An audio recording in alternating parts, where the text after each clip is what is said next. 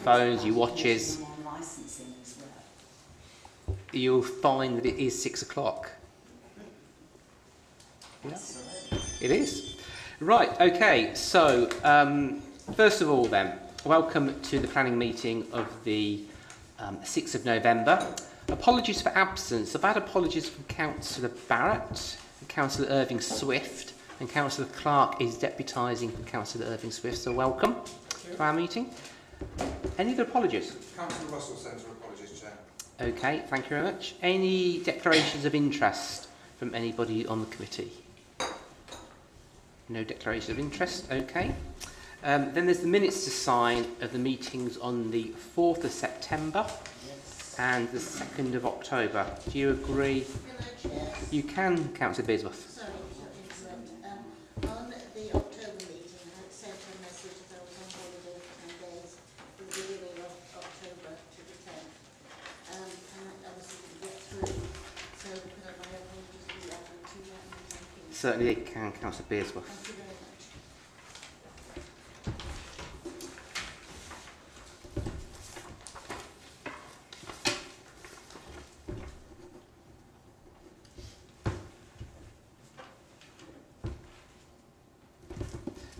Thank you very much. Chairman's announcements, only that we have 8 public speakers this evening. When your time to speak comes, take a seat at the desk in front of you. Ignore everybody else in the room, just speak to me, okay? There is a light on the floor somewhere, just down here. When it's green, you're good to speak. When it goes orange or yellow, you've got 30 seconds left. Red is your 3 minutes are up. Remain seated though, because the committee may have questions to ask you. Okay.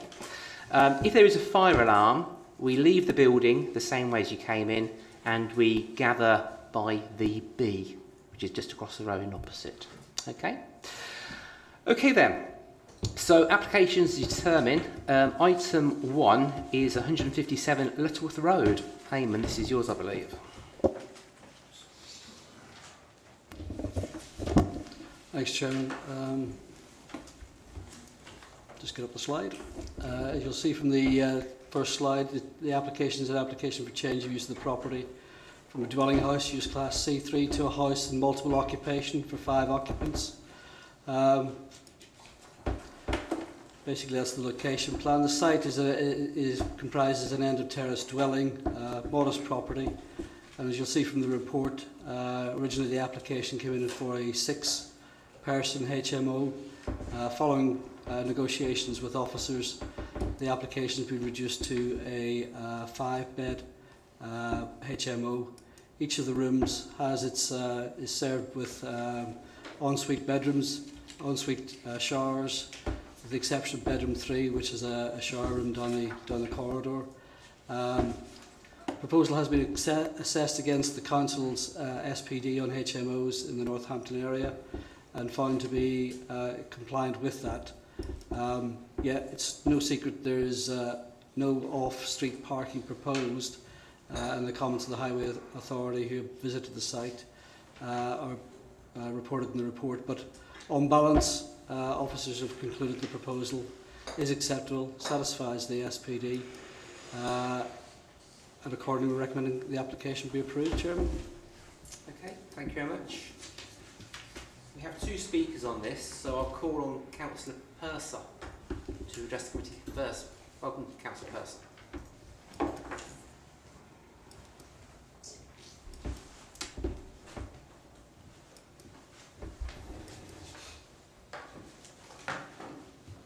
Lovely. So when you're ready, just introduce yourself, who you represent, and then your 3 minutes will start.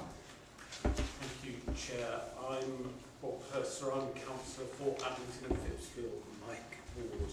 Oh, can you put your mic on, please, I'm Councillor sorry, Purser? I've got that. Sorry. There we go. Oh, it's gone off again. Just Shall I just take this one? yes, give that one a go. Although we can hear you in the room, it's people at home Yes, yes. watching on YouTube. We were in here last night, we had a lot of trouble with the microphones. So, I was going to give you mine, but that one's free. right, okay. Let's try again. I'm Bob Purser. I'm councillor for Abington and Phipsville Ward. And I really called in this application because it's yet another application for a house in multiple occupation in Abington and Phipsville Ward.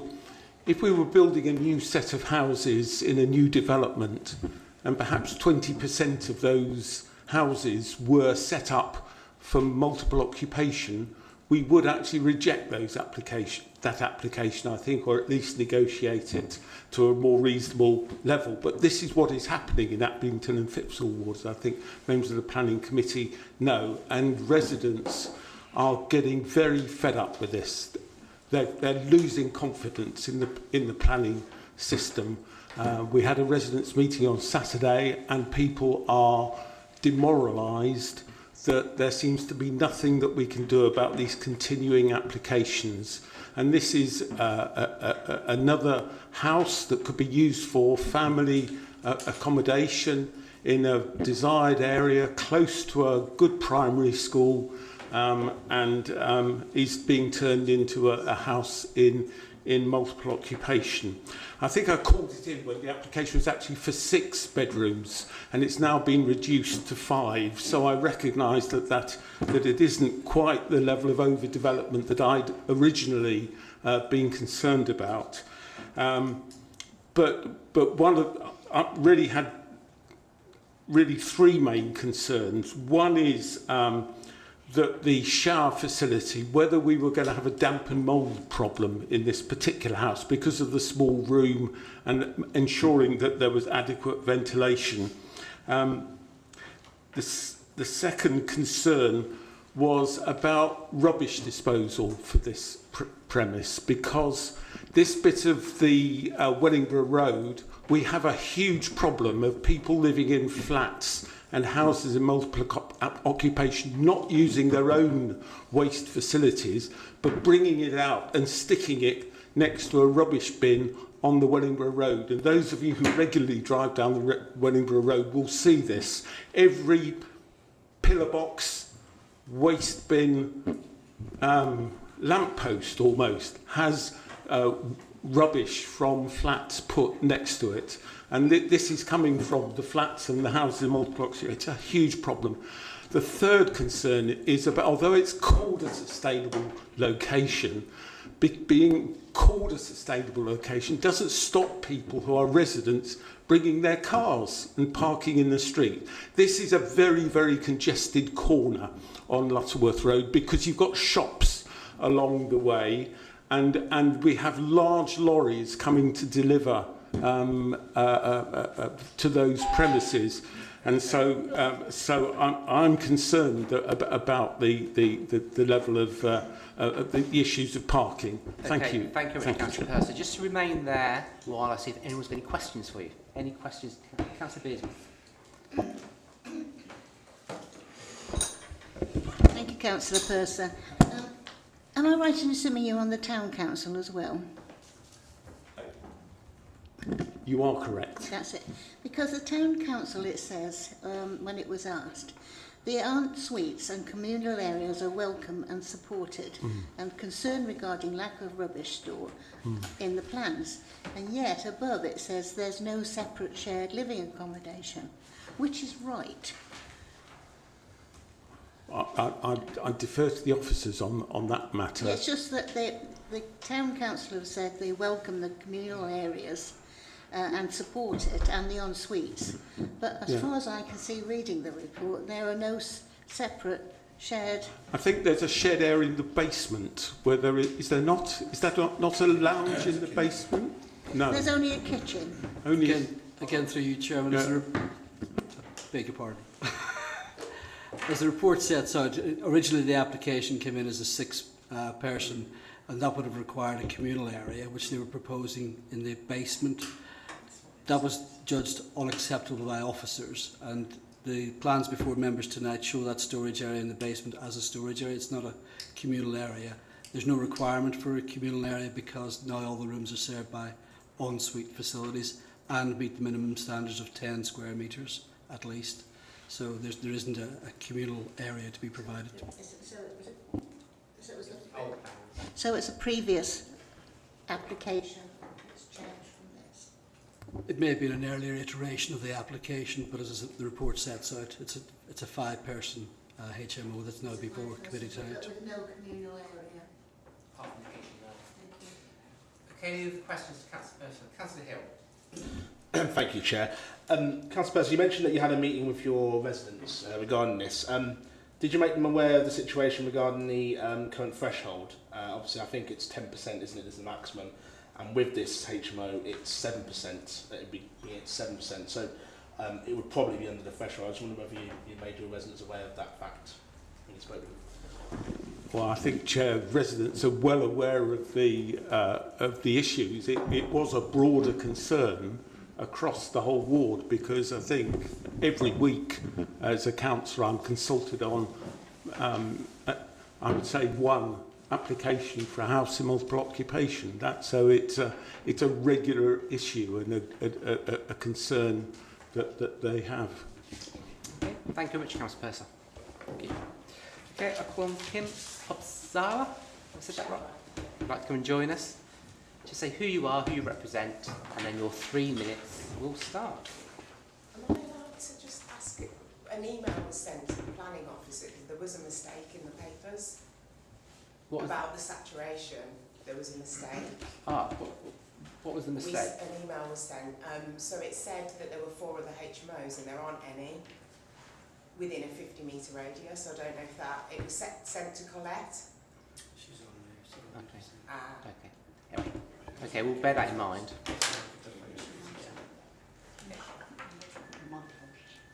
Oh. There we go. Brilliant. Okay, so say who you are, who you represent, and then 3 minutes will start. Okay, I'm Kim Opshawa and I'm the owner of this property, so the applicant. So your 3 minutes will start. Okay, so I'm a self-managing owner of the property and an award-winning local landlord. For context, we manage and maintain all of our properties and have established a good reputation amongst tenants, neighbours, local businesses and the community. We feel we're well placed to deliver a high-quality HMO subject to your support. As the starting point, the property is policy compliant in all respects, as concluded by the planning officer who has recommended the scheme for approval. The scheme is underpinned further by the fact that there were no technical reasons to refuse, there were no professional objections, and there was only one neighbour objection, which is regrettable, but it is clear that the scheme is acceptable when framed against policy. Before I address the perceived issues raised by councillors, I do feel it's important to note, first of all, we're not making any external alterations to the building anymore, following consultation with the officers. There are no other HMOs within a 50-metre radius. That is a mistake in the paperwork. And the site is in a highly sustainable location. So I want to address directly the points raised by the councillors. First of all, in relation to waste, our planning application was accompanied with a HMO management plan. It clearly stated how waste is managed. It's managed by our team, not by the tenants. This property in particular, if you see from the pictures, it has a locked storage area where the bins will be kept, so they won't be on the street until the morning of bin collection. Concerns were raised in about the kitchen size. The kitchen that we're supplying is actually 50% larger than what the council requires in their amenity standards. Concerns were raised with ventilation of the en-suites and mould, which was mentioned again tonight. We're subject to building regulations requirements. The en-suites will be ventilated, and we exceed the minimum standards that are required. In relation to this argument that this is a loss of a valuable family home, I think it's important to note that this property was empty for months. It was offered for rent, it was offered for sale, and it wasn't taken up by anyone. It's in disrepair, and a family didn't want to live there. We provide, I know there's a public benefit to providing the house to a family, but there is also a public benefit to providing it to working professionals who are contributing to the local economy and students who study here. And the need for good quality HMOs is in demand. I know that there might be substandard accommodation. That isn't what we provide. We're accredited landlords, we're award-winning. And I accept that councillors, can call this to committee, but there was no reason to refuse. So I welcome any questions if you have any. Spot on, well done. Okay, let's see if there's any questions. Councillor Cribben. Thank you. I'm interested, well, pleased to know and interested to know that you manage the refuse collection and things yourself. So you Not personally, not the well, team. the team does. Yeah, not you personally going out every week and doing it. Yeah. But generally your team. So you keep an eye on that. So this isn't going to cause a problem. I mean, yeah. So if you had problems, what sort of things would you be doing to try and ensure that this is kept under control? Yeah, first of all, as soon as we buy property, we give neighbours either side. This is an end of terrace, so the neighbours next door, they have our business card, they have my personal mobile number. If there are any issues with the property, they come directly to me. In relation to waste, our lettings manager, all of our properties are in that same postcode. The bin collection is on a Monday morning, so she does that on a Monday morning. And we sometimes have issues where the tenants might put out something that can't be taken, and we'll put it back into the garden or wherever the secure area is for them to dispose of, or what usually happens is we dispose of it. Right, that's great. And the second question I've got is, you mentioned that you have a sort of a range of tenants then, and we had an application here last committee where the applicant said, well, look, they vet their people very carefully. They're all professional people, this guy said. Yes. Obviously, you mentioned students and other people, but you're an award-winning people, aren't you? So therefore, it's in your interest to have good tenants. But I mean, I'm just wondering what sort of range of tenants you have. Yeah, so we have professionals, working professionals, and they tend to be young graduates who are coming to Northampton on graduate schemes, so they tend to stay for around 12 months, sometimes longer, and students who are studying either in their second or third year. And we do vet them. I think any professional landlord will know if you have tenants that are antisocial, don't pay their rent, they're very difficult to get out of the house. So it's not in our interest, it's not in the interest of the neighbours or anyone else to take on tenants that aren't going to be good tenants in terms of the behaviour and payment. Great, thank you. Thanks. Thank you very much. Councillor Beers, have you got a question? Well, just a couple. We got this. Just a couple. If you, parking is an absolute premium round there, and I'm sure if you had 5 people in there with 5 cars, do you make any sort of concession to people, say if they don't have a car, that there's bike storage and things like that for them? There is bike storage. We have bike storage in all of our properties. What I would say is, of the properties that we have, I would say 85% don't have cars. I think this is an idea that people have, that 5 people have 5 cars. These are students. Most of them, where we have student houses, they don't have cars. They catch the bus. And in terms of professionals, we just don't tend to have, they're coming here on a graduate scheme for a year and they don't tend to have cars. That might just be my personal experience, but what we find the issue with parking is families with teenage children who have a car, each parent has a car. That's 4 cars in a 4-person house. That's fine, thank you. Now, the other point I wanted to raise, as involved in housing a lot, I've been involved in housing a lot, and it's actually education as regards making sure places are well ventilated when you've got showers in rooms. So you will be leaving them instructions about window opening and things like that, because you don't want mould, because that is the worst thing for people's health and the worst thing for you to clear up. So, so you will be actually, it is education, especially with young people. Yeah. Ventilation. Particularly with young people, exactly. So obviously the en-suites have automatic electric fans that extract externally. That's a building regulations requirement. But also, as you say, we do educate the tenants, whether it's students or professionals, on moving in, about opening windows, making sure the heating's turned on during the winter months. And we do educate them. Black mould in particular is really hard to deal with as a landlord, so we do everything we can to prevent that happening. Okay, thank you. Any more questions? Rupert. Thank you. How long have you owned it for? Property? This property, we have owned it since June. Okay, this June. Fair enough.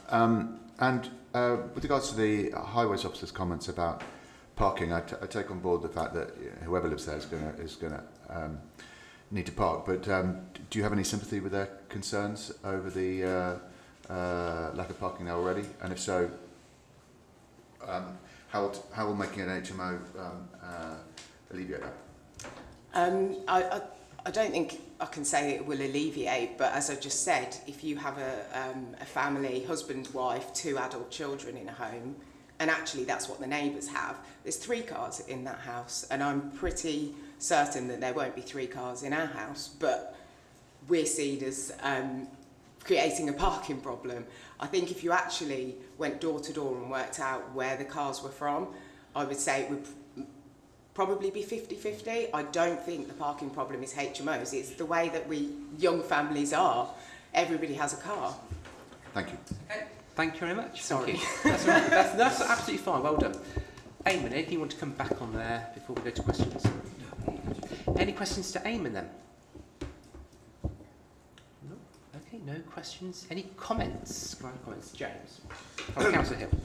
Thank you, Chair. I actually think this is a really good example of a HMO. I think I'm very impressed with listening to the applicant and what they have to say. This is one of those occasions where I feel it probably shouldn't be in planning committee because it's below the threshold. They've clearly addressed all the issues. And the one question I did have actually was about the number of HMOs in the area. I think the applicant said there are none. Obviously it's 7% here. Either way, it's below the threshold. Yeah, this is one which would probably 100% lose on appeal if we reject it. So I'm more than happy with it and happy to propose if we are. Eamon wants to come in with the ratio of the HMOs. Yeah, I mean, the report clearly sets out, it's based on the records that we hold. Yeah. And as you read from the report, it identifies 4, according to our records, 2 of which are expired. But if evidence had come before us to demonstrate or to question that, we would have investigated that. But in any case, it falls below the threshold set out in the SPD. So on balance, we're recommending it for approval. Thank you. Councillor Flavel, remember we're on comments now rather than questions. Thank you. Thank you. Yes, I'm in the same connection as Councillor Hill with this. I know Lutterworth Road very well. It's very close to the Wellingborough Road and the shopping and the taxis, if people want taxis, and the buses are there. I can see no problem with this application. I think it's a very good one. The point of the number of HMOs nearby, it does say in the report about the numbers. I've read the report carefully and I have no particular problem with this application. Okay, thank you. Any further comments before we go to Councillor Hill's proposal? So Councillor Hill is happy to propose we accept the officer's recommendation to approve the application. Do you have a seconder? Yes, I'll second. Councillor Clark wants to second that. All those in favour? 4, 6, 7, 8. That's everybody. That's a full house. So that application is approved. So thank you very much. Thank you. Thank you very much. Okay, we move on to item 5B, which is land to the south of Boughton Road, Malton. Eamon, I'll pass over to you. Do this. Thanks, Chairman. As you'll see from the covering slide, this is an application to retain deposited material and its remodelling, re-engineering works to create an enlarged area of public open space in connection with development approved under DA 2018-1042. For those who've read the report, it sets out quite comprehensively the history of the site, and I'll sort of, with your permission, Chairman, sort of briefly go through it, but I won't go through it in complete detail. This is the application site in question, so outlined in red is the area of land to the south. The residential development that was approved previously is now largely completed and occupied, and the development itself provided not only 125 houses but also a parking and coach area with the potential for connection through to the school. So that was all part of the outline permission and the reserved matters approval. The application before members this evening is for a large area of open space. It doesn't include the provision of football pitches, and as you'll see from the report, the provision of football pitches is very much at the heart of the representations received to date. I just want to explain sort of the backing of that in terms of the report itself. So this slide indicates the original illustrative drawing that was submitted with and approved under the outline approval. All matters were reserved, but it clearly indicates the provision of sports pitches to the south of the development on the application site. Equally, the reserved matters approval, the illustrative drawing at that scale indicated 2 areas of pitches to the south in the area subject to the current planning application. However, the detailed landscape drawing with as approved under the reserved matters application only makes reference to playing fields, doesn't provide any indication of how those would be laid out, and indeed the annotations that provided with it don't provide any detail in terms of the finished levels of those playing fields, other than commentary about the playing fields sloping gently down to existing levels, etc. The report concludes that whilst the aspirations of the parish council, etc. at the time, it's not possible to compel the applicant to provide those football pitches under the current application, and nor do we consider it something that we could pursue a successful enforcement action against, for a number of reasons. As I say, the report sets out those reasons: the lack of conditions, namely at the outline stage or at the reserved matter stage, that explicitly and precisely sort of set out the requirement for laying out formal pitches, or indeed the level of detail, or when they were to be provided. Suffice it to say, there doesn't exist any detailed drawings for that. This brings us to the issue of the construction of the development, and I'm not here to condone the actions of the developer in what they've carried out, which was in the course of building the dwellings to the north. They basically dumped excess material from the site onto the area intended to be the public open space and shown to be in the illustrative drawings as playing pitches. That has left basically an unacceptable position, primarily for the residents who've moved in expecting to see public open space in front of them, and that should be addressed. And again, I will say, I was going to use the word to their credit, but I think officers have invited an application to regularise the situation in order to produce a way forward. And through our investigations, the application was submitted, and this is the application that's before committee tonight. It's not the solution that the locals, in terms of the parish council, would seek to provide, but it is a pragmatic solution in terms of securing an area, an enlarged area of public open space that will be graded and landscaped, and will provide benefit not only to the occupants of the existing residential development, but also to the wider community in terms of landscaped open space, graded so that it's taking all the excess of material away from the residential properties and producing, I'm just going to use this little duplicate flip here, basically to provide, there we go. So at the moment, can you see that cursor? Yeah. So at the moment, most of the excess material is in this area, closest to the dwellings, with a fence enclosed, basically enclosing the site for health and safety reasons. The proposal proposes to regrade that and to move the material so you have much more gentle slopes outside of the existing houses and push the stuff to the south of the site to create 2 plateaus.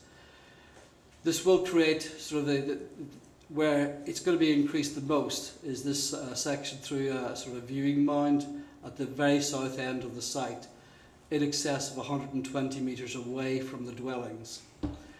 That will be landscaped, that will be grassed, and that will provide in total sort of a much enlarged, a much accessible area for the public.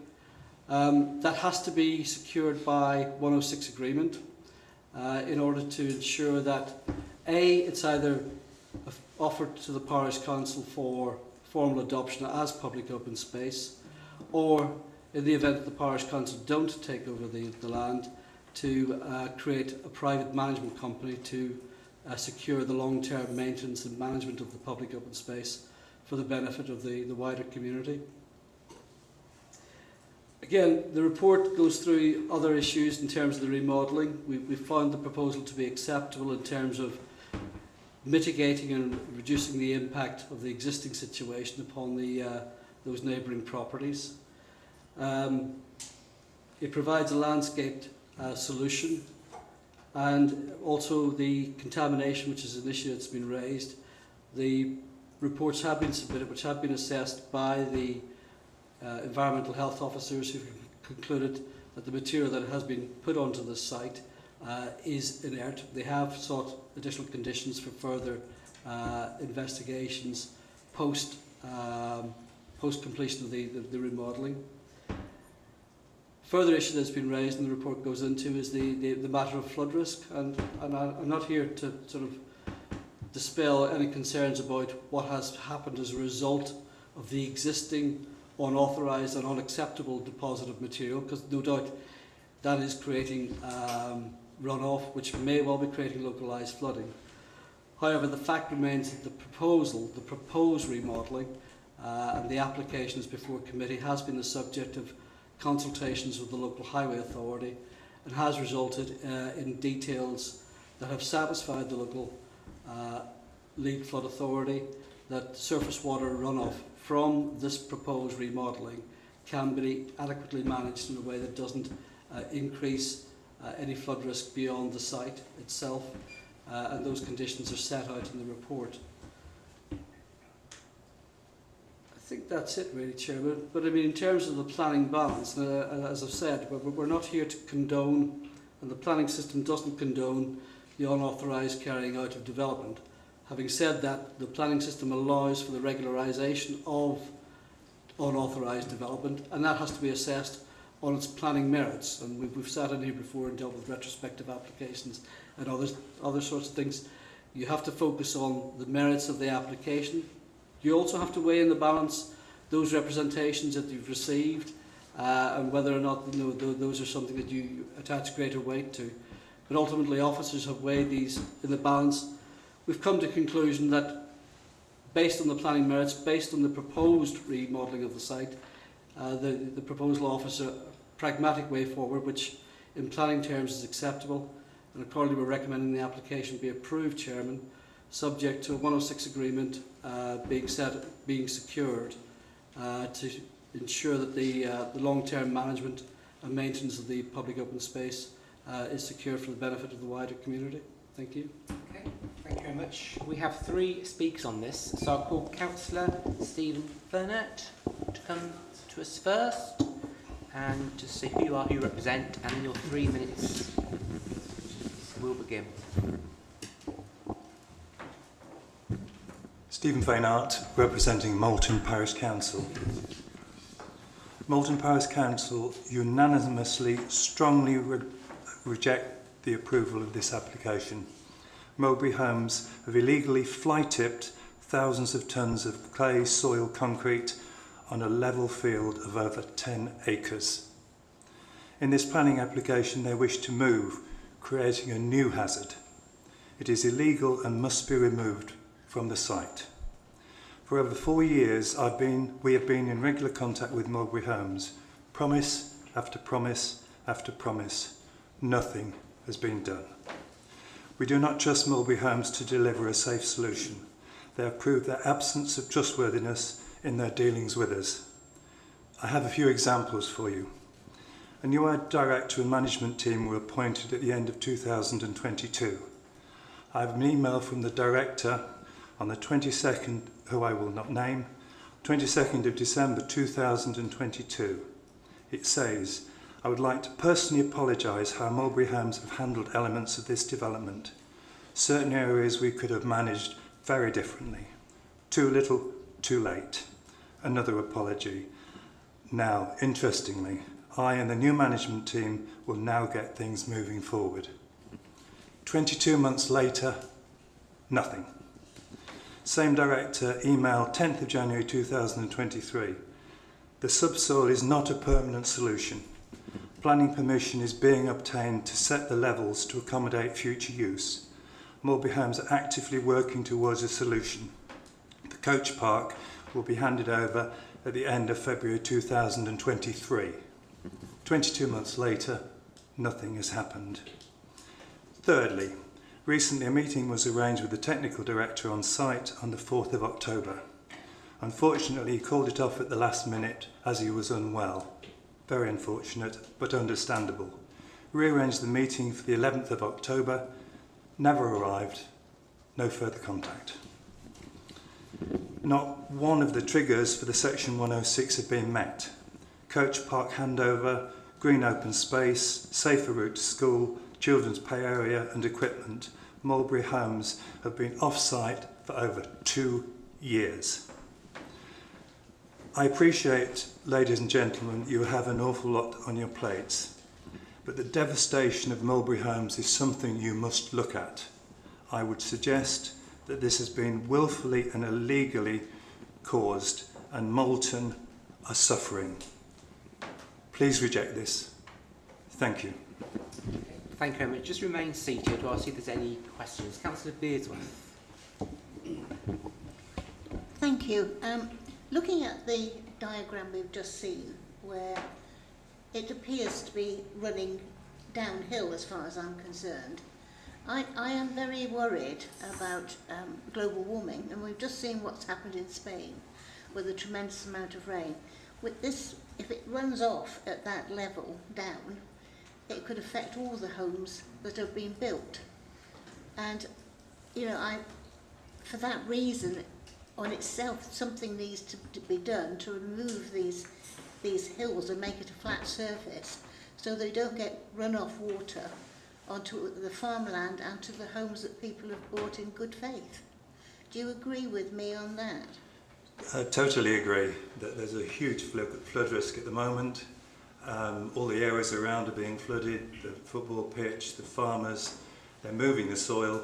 They should remove the soil. They should never have put it there in the first place. Thank you very much. Councillor Cribbin.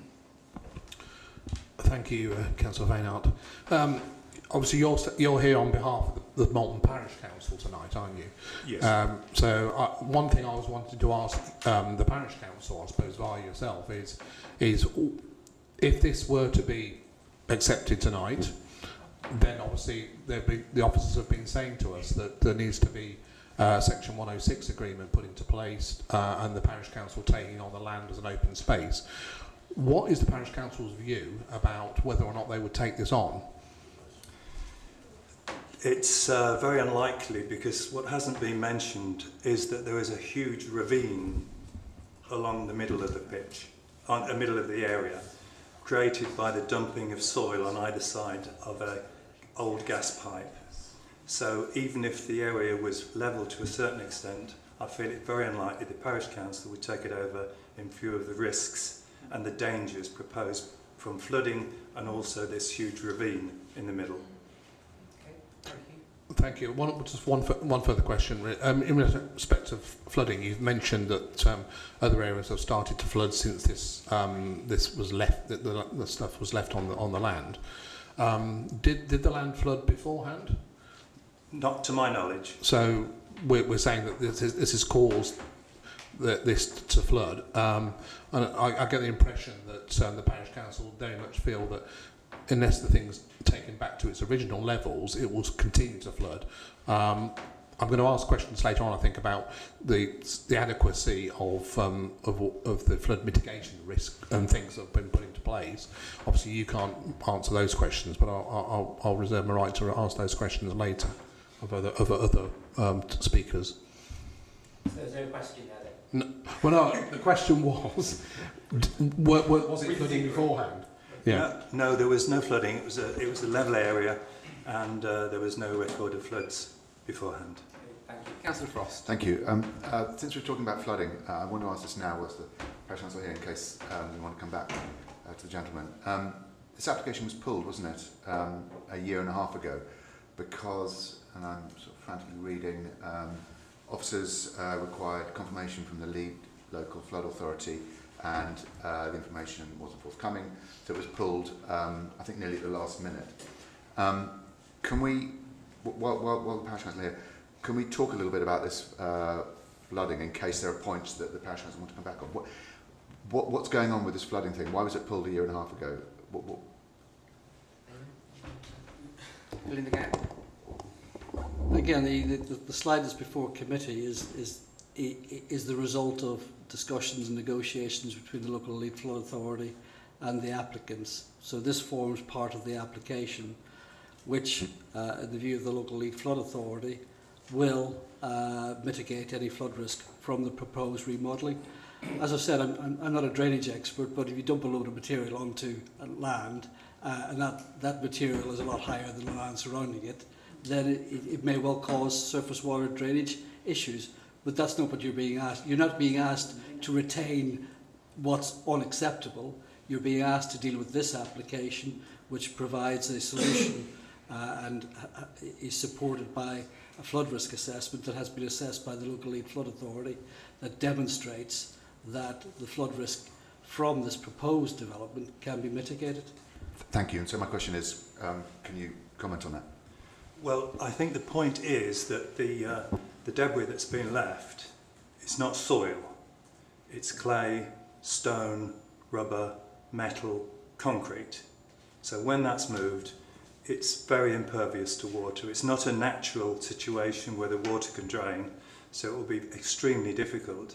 And I have no trust whatsoever that Mulberry will do a proper job. Thank you. Thank you. Any further questions? Just as a further one, quick one. All the houses have been sold now, I presume. I believe so, yes. And so Mulberry's left site 18 months ago, you said? Just almost 2 years, yes. Almost 2 years. So all this negotiations you've had with them so far come to no fruition at all? They got a huge amount of promises, but no action whatsoever. No action. So your faith in them has obviously been deteriorated a lot? No faith exists whatsoever. Thank you so much. Thank you. And finally, Councillor Fladel. Thank you. I wonder, Mr Fairhard, would the parish council, or are the parish council, happy with the proposed 106 agreement that will be put in to this application? Are you happy and satisfied that Mulberry Homes that would control them, the 106 agreement? I have no faith whatsoever. Thank you. Okay, thank you very much. Thank you. Thank you.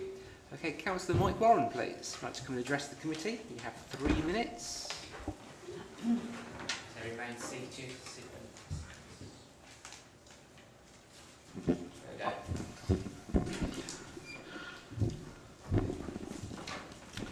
Okay. Thank you, Chair. Councillor Mike Warren, Ward Member for Malton. This application should never have come before this committee. The reason it has is because there is a complete failure of DDC and WNC's planning officers to monitor this application. The only reason the original application was approved in 2018 was because of the community benefits that it was bringing. Coach car park, safe routes to school, 2 football pitches which were part of the FA's pitch strategy funding for Northamptonshire, green open space and children's play area and equipment. Not one of these benefits to date has been signed off or handed over to the Parish Council. The developer started illegally dumping waste soil onto the green open space with the full knowledge of a gas main running through the site, resulting in them damaging the gas main. After the gas engineer's repair, they stated that only a maximum of 20 centimetres of soil could be added on top of the gas main. With this knowledge, the developer continued dumping thousands of tonnes of soil either side of the gas main, resulting in a 5-metre gully which we left with today. It was at this time that the adjacent landowners began experiencing a flooding problem on their land. Never experienced before, the illegal spoil was dumped on site. Manor Farm to the south of the site has had an increase in the water table, which has caused flooding. Exactly the same is happening with Malton Magpies football pitches, having to cancel numerous football matches. The secondary school sports pitch and athletics tracks have also had to close on a regular basis due to the flooding. The flooding report is seriously flawed. No investigation has been carried out on the adjacent sites. No report has been commissioned on what mitigations will be needed if the conditions fail and the flooding continues. There needs to be an insurance indemnity raised and paid for by the developer, because if the site is handed over to the parish council, any future flooding insurance claims could bankrupt the parish council. I have serious public safety concerns relating to the retention of the gully. Even though it is being lowered, I believe it is still a significant height to cause safety issues. Throughout the planning process, I and the Parish Council were in constant contact with the officers and the enforcement team, trying to get them to bring the developer to account. Referencing the missed trigger points, illegal waste spoil, dumping, also highlighting that the developer was soon to be leaving the site. Not one of the community benefits has been signed off.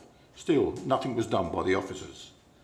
I believe the best result for all concerned is that this application is refused, the area returned to its original levels, leaving a green open space that all the residents can fully enjoy, with no public safety issues and no flooding issues on the horizon. Thank you, Chair. Thank you. Just on time. That's well timed. Any questions, Councillor Warren? Councillor Beard. Thank you very much for your statement. I think it puts it into perspective what's happening there. And I mean, to me, it's fly tipping what they've done. It's definitely fly tipping. You know, just because they've covered it with a bit of soil and grass doesn't mean that they haven't got them. So if we all did that, can you imagine what the state of the countryside would be? Oh yes, I don't know what the state of the countryside would be if we just all put our rubbish in great heaps and then covered them over with grass. And it's so irresponsible. I'm sure you feel the same way. And listening to it, I'm angry. I mean, I'm a parish councillor in Kingsthorpe, and I would really hate to take on this sort of mess, because it really needs to be sorted out properly. And I think putting this one forward to 106, I can't. Do you feel as though the developers will put it right themselves if we put a planning I really application? don't. I've got no trust in the developers at all. We've been trying since 2001. Prior to that, they started dumping the soil on there. We contacted the planning officer at Daventry, which was managed by Keith Thursfield at the time. I've got an email that states that we prefer negotiation rather than enforcement. And it is enforcement that has been needed from day one with Mulberry Homes, because they take no notice of anything or anybody. They're extremely difficult. Okay. Thank you very much for your honesty. Thank you very much. Councillor Fable, you had a question. Thank you very much. I wonder, Councillor Warren, if I could ask you the same as I asked Councillor Fahad. There is a proposal that there is a 106 agreement put in to this application to assist the council, your parish council. Could I ask if you are happy that Mulberry Homes will follow the 106 agreement? You know them. Are you happy about the 106 agreement? That it will do what it's supposed to do? Unfortunately, I've got no trust in them whatsoever. Not one of the community benefits has been handed over. The coach car park has been constructed and found to be built not to the specification that it should have done. We're still having the problem getting that one sorted. Safe routes to school have not been delivered correctly. And there is a failure on their part to negotiate and speak with the parish council. As Councillor Fainard has stated, he's tried for the last 18 months to contact them and speak to them, basically being ignored. Thank you. Could I ask one more question? Is it Snow? Yes. Did you say, was it Councillor Fainard that said there are concrete, chunks of concrete and things in this, which we are, I think, supposed to be thinking it's soil and earth? Am I right that you're saying there's concrete or material similar to that in this, whatever's been dumped? Yes, it is. It's predominantly boulder clay that's been scraped off from the site, because on the base layer of the original level is clay with obviously a level of topsoil on, which was perfectly suitable, and there was no flooding issues at all at that level. But now that they've dumped all this waste spoil on, and predominantly it is clay, but with additional waste within it, and in the flooding mitigations, they're stating that the drainage, but it's not clay upon clay. There's going to be no soak away whatsoever. So, thank you. Thank you. Thank you very much. Councillor Cribbin. Thank you, Chair. Two questions, Councillor Warren. One, do you feel the flood mitigation that is being proposed here will actually solve the problem yourself? Do you think that? Or what's your view on that? I'm seriously concerned, purely and simply because all they're saying is it's a mitigation. They're not saying that they are going to cure the flooding. They will probably reduce it, but the flooding is occurring both to Manor Farm on the south, the football club and the secondary school, and it will eventually permeate down into the houses as well. So what happens when you pass this, and the mitigations that the flooding team are saying that they feel is adequate is not. What? Yeah. Okay, thank you. The second question is, you as local councillor, what would you prefer to have happened here, and what outcome would you have preferred to have happened here? I appreciate, obviously, the officers were talking a lot about the sports facilities there. That's been slipped away. I think I gather that's probably been conceded. That's not going to happen. But what was your preferred option here? Yeah, the football pitches are basically not going to happen now. The football club has basically conceded that we're going to have to try and look elsewhere within the community for additional pitches for the football club. But ideally, or as I said at the end of my statement, that the ideal situation is to refuse this application, get the soil or get the developer to remove the soil back to the original levels, and that negates all flooding issues. It negates any safety reasons. I've got public safety reasons on the gully.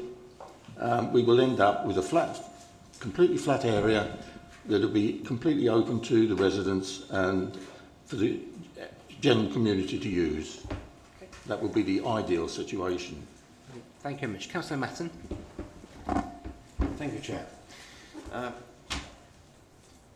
Councillor, I'm hugely sympathetic to everything that's gone on. I'm sure none of us can't be affected by what we're hearing,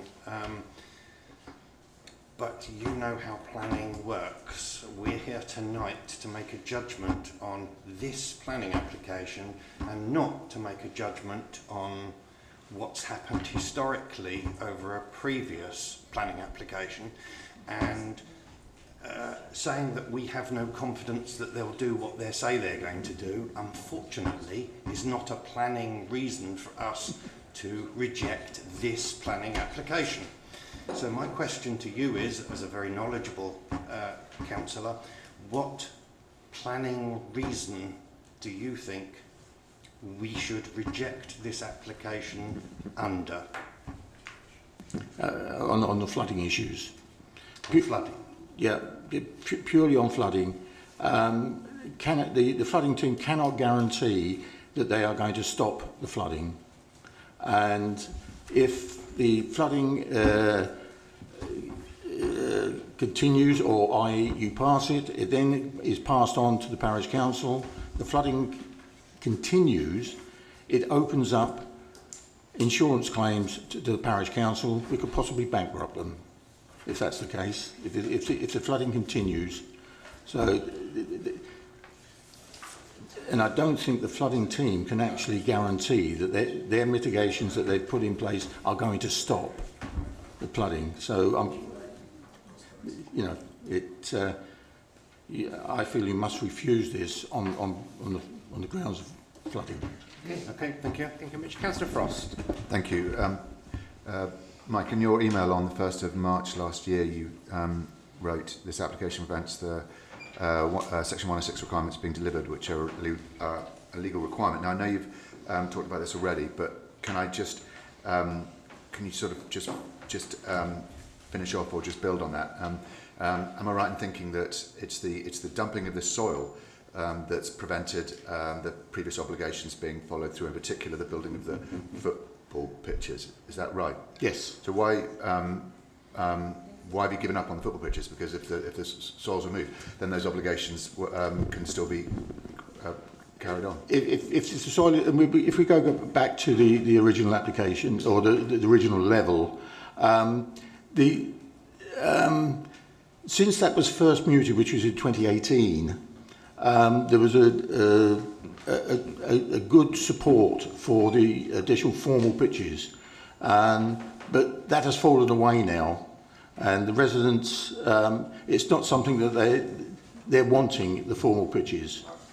They're open to football, but not formal pitches set out in the pitch on the land as it's set out.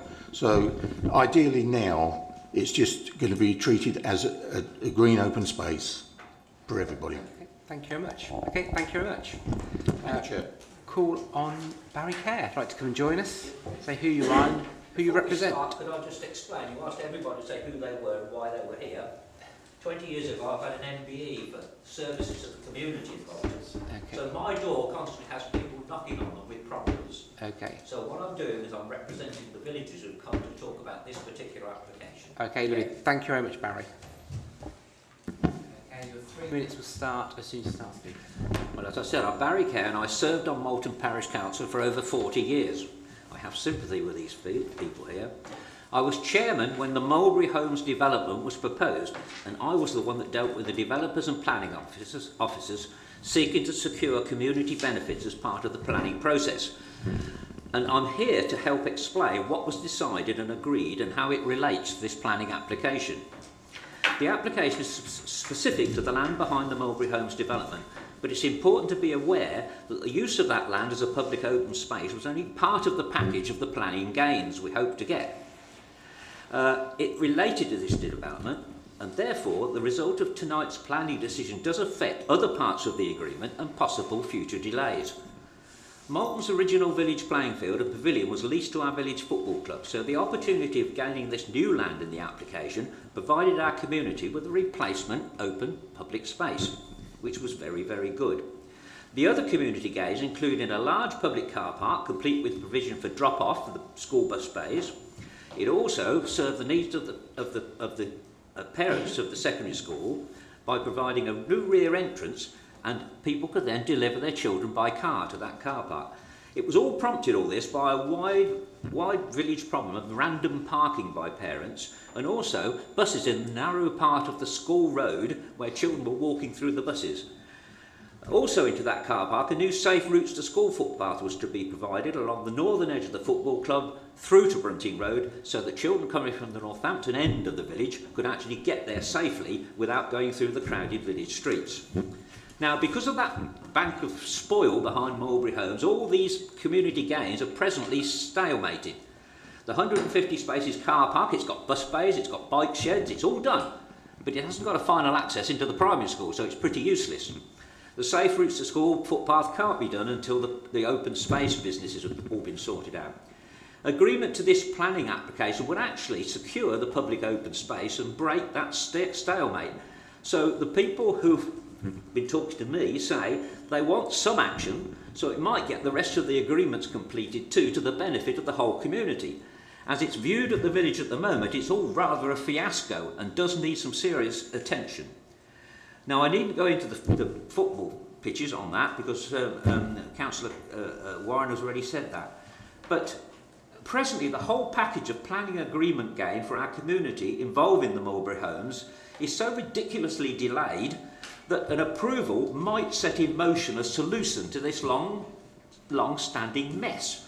You now have a chance as a committee to do so, and I suggest even a responsibility to help get something moving, as bad as Mulberry Homes may be over this. Our village needs its new public open space, it needs the safer school car parking area, it needs the bus space in use, it needs that safe walking route. And really, this application might be all we get. Okay, thank you very much. Mr. Kerr, stay there. We'll see if there's any questions. Councillor Hill. Thank you, Chair. Thanks for that. I think it's good to hear a different point of view. Clearly, this is a site which people are very desperate to get sorted out. I note the comments regarding the parish council taking on the land and the liability that might cause for them with going forward. Do you accept that that might be an issue? That even if that's what that parish taking councils afford, to take on liabilities for the community. But with the possible risk that they could even face bankruptcy if they was... I had 40 years of it, so I know you take risks sometimes, but you do it in the best interest of your community. Okay, thank you. Thank you. Eamon wants to put something there around the... Yeah, again, just to clarify the issue of flooding, yeah, we understand the representations have been made in respect of flooding as a result of the unauthorised tipping of material. The point of this application is to remodel all of that, and as part of that application, the local Leak Flood Authority have negotiated a flood risk drainage scheme that they are satisfied with. Now, their whole remit is to ensure that development doesn't create flood risk beyond application sites. So I'm not a flood expert, I'm not a drainage expert, but I can report that the local Leak Flood Authority, as set out in this report, is satisfied that the surface water drainage scheme for this proposal will mitigate any risk of flooding off-site. The implementation of that would be in accordance with the details as agreed by the local flood authority. But ultimately, if they were to take on the liability, they would be responsible after it was done. Is that right? Again, I'm not an expert on liability. I'm an expert on planning. The parish council will actually have a choice. The Section 106 will provide a mechanism whereby they get the first right of refusal, and in default, then it will go to a management company. So there is an alternative solution here. May I say something about the flooding? I'm a village lad, I've been in the village all my life. You have to remember, it's the highest point in the village. Thank you, Mr. Kerr. We'll just see if there's any questions on flooding. Yeah. Councillor Beers, if you've got a question, Mr. Kerr. Hello, Mr. Kerr. I'm just, and I understand you've done great service to the village of Bolton, but I'm just concerned, how do you feel about Mulberry Homes? Mulberry Homes depositing all their stuff that they should have taken off site and got rid of. I think I'm more surprised that somebody didn't monitor it when it was being done and stop it at that point. That's what surprises me. We are in the real world. It is there, and at least this proposal, this application proposes to do something about it. We can't just not do anything. It's getting silly. It's a fiasco. Okay, so you're saying that if this comes into being, this is going to rectify everything. I think it will provide a removal of the log jam that may start all the things. If Mulberry Homes have got to come in and do engineering works and do what the application says, they've got to start to put everything right that is presently wrong. It's forcing them into the position where they've got to come back on site. Thank you very much. Councillor Cribbin. Thank you, Mr. Kerr. I think although you're speaking in favour of the application and the parish council and Councillor Warren's against it, I think we're all singing from the same hymn sheet in the sense that you want to get something done. I'm just concerned a little bit here, and I'm going to ask you what you think, whether this particular application is the correct application, whether it's going to cause more problems than it's going to solve. What's your view on that? I mean, there is wiggle room in the sense that if Daniel, this application... it's a simple answer. It is the only application we've got. So it's the only opportunity we're going to have, probably. Okay, thank you very much. Thank you. Any Councillor Frost? Can I just take you up on exactly that last point? In terms of the only action that can be taken, as far as I can tell, I don't think there's anybody in this room that wants to see no action taking place. But you said this is the only option available. The other option is enforcement, because what's happened hitherto is a breach of planning conditions. So why would you prefer to see this application be approved than have the actions that have already been taken forcibly changed? That's what I'm puzzled about. I don't think I can give you an answer to that. I think what I'm trying to convey is that the general feeling conveyed to me by villagers who are really quite so dismayed at all this is they would like to see some action, and they were at least pleased that an application had been submitted that seemed to be moving something forward, because at the moment you can imagine the joke the car park is in the village with its lights on. It took 3 months, all these lovely illuminations over a car park to get them switched off. And through you, 150 place car park, yeah, it's not just being what used. thank you. It's making the villagers laugh. No, is I hear what I'm you. trying to say, I hear you. But do you think is it possible that they take that stance because they're exasperated because they haven't seen any enforcement? Is that possible? It's possible, yeah. Right, thank you. Yeah. I think it said in the report we had about 82 or 89 letters of support for the application and travel guests. Amy, you want to come on something around the enforcements? Yeah, again, if I may, as I understand it, this committee doesn't have the authority to authorise enforcement action in any case, but let's paint that scenario that the council had to take enforcement action. There's an expediency issue. Is it expedient to do that? One consideration is, well, is it expedient in the absence of a planning application that seeks to mitigate the harm created by the unauthorised development? Is it expedient to take enforcement action?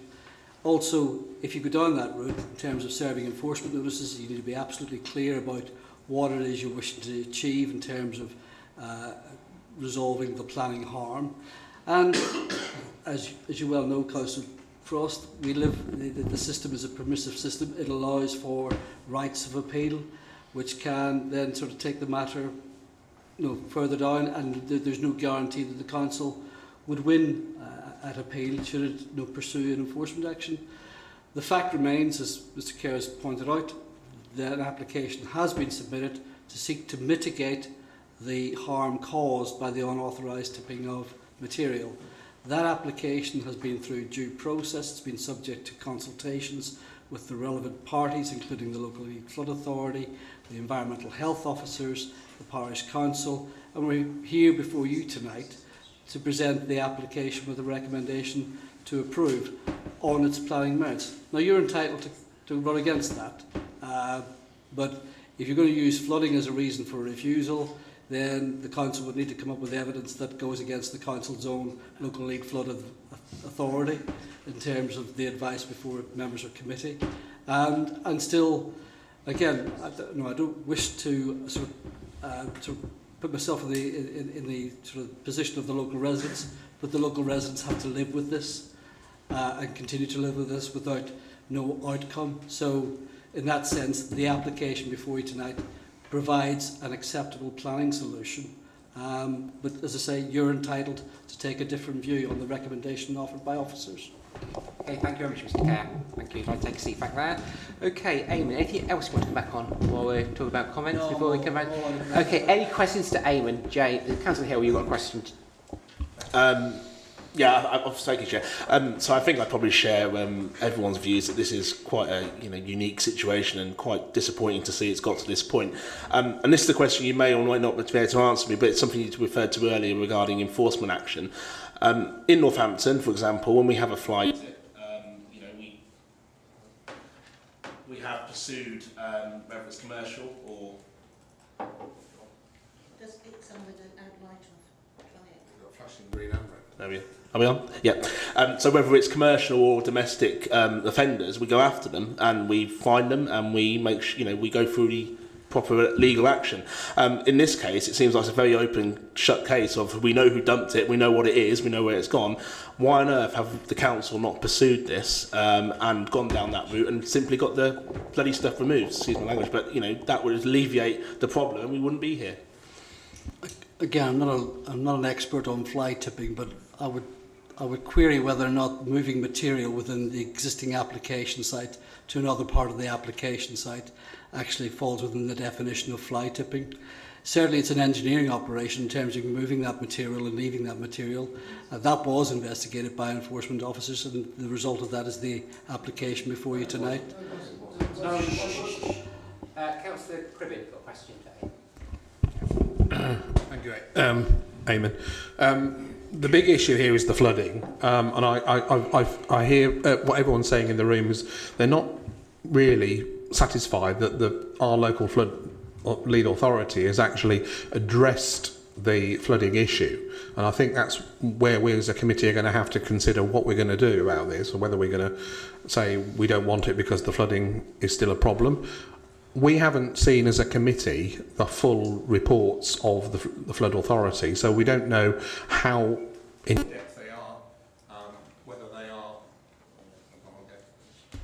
how in depth they are, whether they will actually satisfy that problem. When I looked through the reports in preparation for tonight's meeting, the reports for tonight's meeting, it's mentioning various dates of flood risk assessments and what have you. Some are 2018, some are 2022, 23.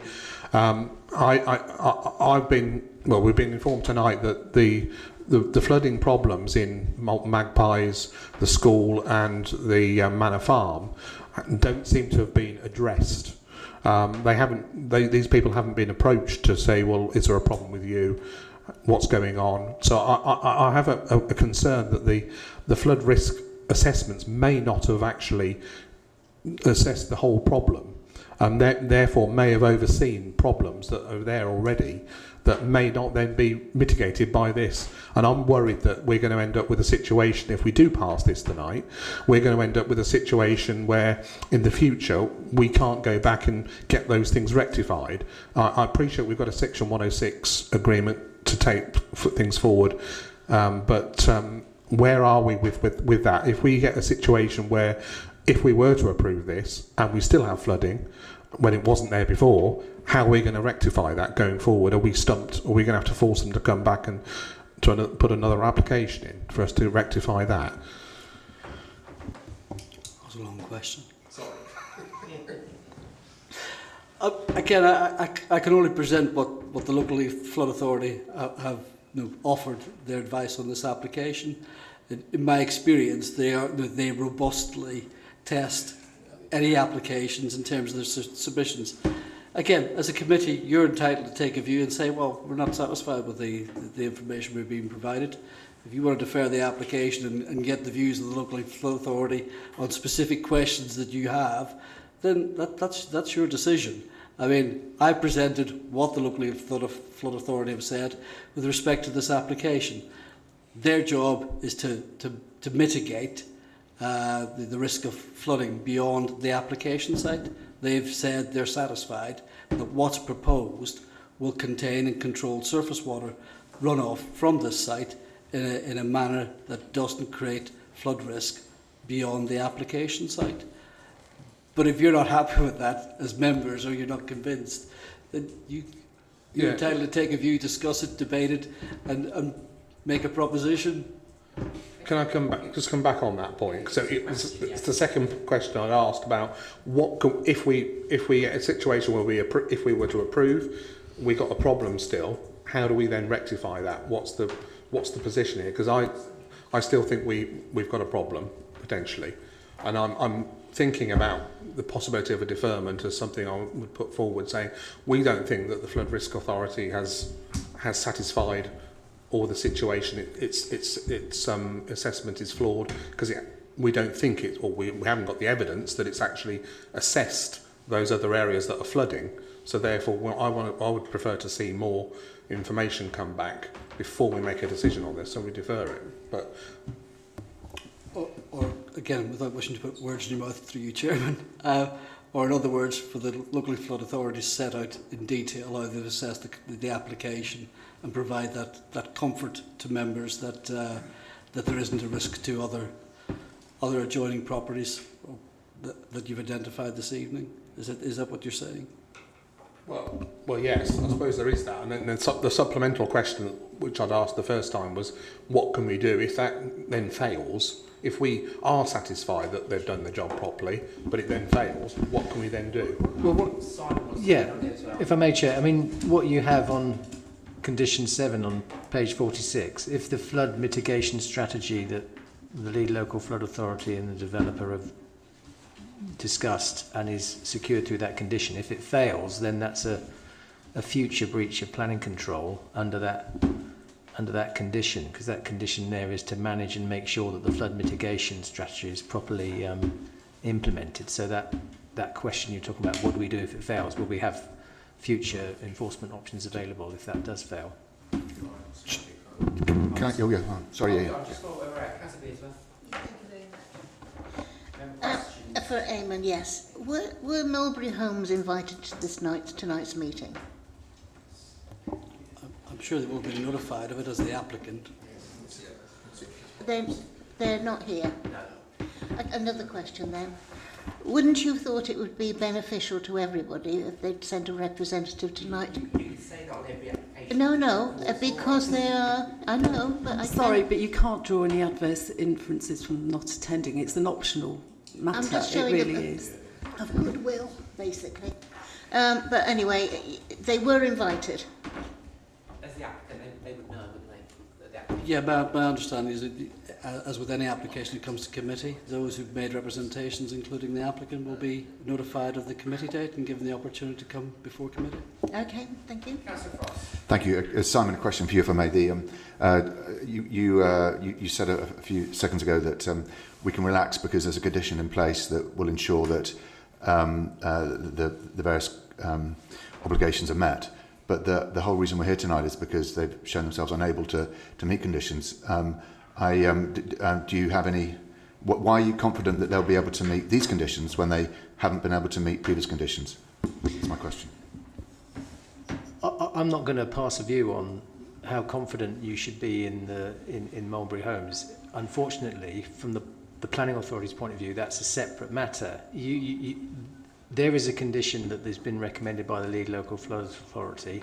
If this committee is minded to grant planning permission and that's secured, you have to assume as a planning authority that the enforcement powers that are available to the council will be implemented. You can't say, oh, because enforcement wasn't done in the past on this particular site, it will never be done again in the future. You have to rely. That's unfortunately your narrow remit, I'm afraid. Unfortunately, this planning committee cannot say, oh, we're not going to impose that condition, number 7, because we don't think it would ever be enforced, because it's legally precisely worded and it's been thought through by the lead local flood Sure, authority. but your argument would be supported if you could better explain the reasons why they haven't happened in the past. I was giving you the opportunity. But, I can't explain why okay. matters haven't been enforced in the past, and neither can Eamon. Neither of us were involved in any enforcement activity that may or may not have happened on this site over the last few years. So. Thank you. Thank you. Councillor Gradle for the last question. Yeah, well, this may seem a very strange question, a very odd one. Eamon, I wonder, this planning application has come through from Mulberry Homes. Is that correct? You've got the applicant as Mulberry Homes. Mulberry Homes, could I ask then, the application we have in front of us, the wording, is the wording written by Mulberry Homes? Do the planning officers look at it and say that's okay? And the reason I ask that is because Mulberry Homes are asking for the retention of this deposited material. If it had come before us, and I may be wrong here completely, but the application was for the removal of the deposited material, would we, as a committee, worry quite so much about it because they were applying to remove it? Here, they are applying to retain it, even though it's fancifully remodelling. Can I ask what your feeling is about that, Amy? Well, that's the application that's before you. The description was agreed between the applicant and the local planning authority as a reasonable description of what they were proposing, which was to retain the unauthorised tipped material and then to perform engineering operations as set out in the drawings to remodel it in a fashion that reduced its impact on the existing residential properties and provided a workable area of public open space. So that's the application before you. I totally understand that that's the application. I suppose what I'm trying to get at is the officers, maybe yourself or someone, were perfectly happy with this wording. Again, through you, Chairman, my recollection is I proposed that wording to the applicants to more accurately describe what the application was for. Okay, right, we're on to comments now, so we'll go around. Peter. Thank you. Lots of people have spoken about the flooding, and we've got comments in the report that the lead local flood authority are satisfied that the planned engineering works and drainage is going to prevent there being any flood problems, and some people have doubted whether the lead local flood authority are correct or not. We've got some very experienced councillors in this committee. Can any councillor give any example of where our lead local flood authority have said that something is going to prevent flooding and it hasn't? Yeah, absolutely. Chair, can I go? Yeah. I attended a site meeting at Upton Close in Woodford House on Monday at 11 a.m. and it was exactly that scenario. It was basically a floodplain in Woodford House. It had been flooded perpetually. The parish council begged the planning committee not to approve it. During the building works, it flooded, and it's flooded nearly every year since. And the meeting was held in a house that's currently unoccupiable because it's always water. So I've seen it firsthand. Thank you. Okay, any further comments? Councillor Brilliant. Well, just coming back on Councillor Frost, this particular site has flooded from day one. It flooded out the front onto the main Boughton Road. So obviously, when that planning application was put forward, there were mitigation things in place there. That didn't seem to work, although it seems to be a little bit better now. But it's under heavy rains. We had a few weeks ago. It flooded again. So I've no confidence in the local flood authority. Okay, James, please your comment.